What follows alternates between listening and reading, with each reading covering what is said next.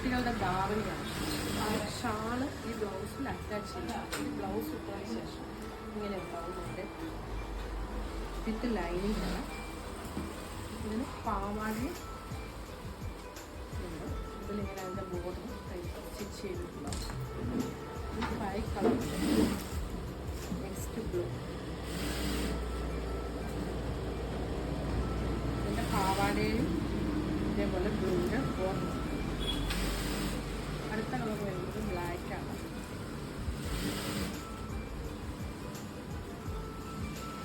അതിൻ്റെ പാവാട. Next colour violet കളറാണ്.